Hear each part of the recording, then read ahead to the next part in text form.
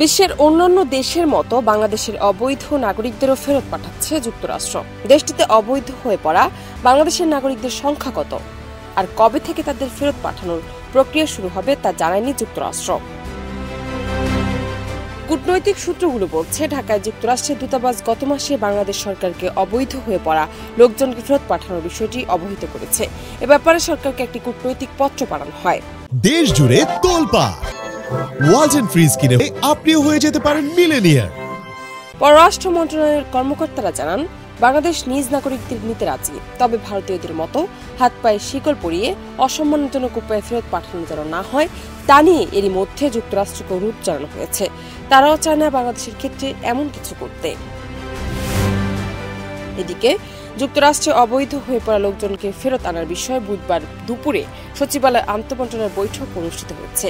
স্বরাষ্ট্র উপদেষ্টা lieutenant general Jahangir Alam Chowdhury এতে সভাপতিত্ব করেন। বৈঠক সূত্রে জানা যায়, অবৈধ বাংলাদেশিদের গ্রহণ করার প্রস্তুতির বিভিন্ন দিক নিয়ে আলোচনা হয়েছে। তাদের যাতে দেশে ফিরতে কোনো সমস্যা না হয় সেদিকে কূটনৈতিক পর্যায়ে আলোচনা অব্যাহত রাখবে বাংলাদেশ। জান্নাত নিপু, দেশ রূপান্তর।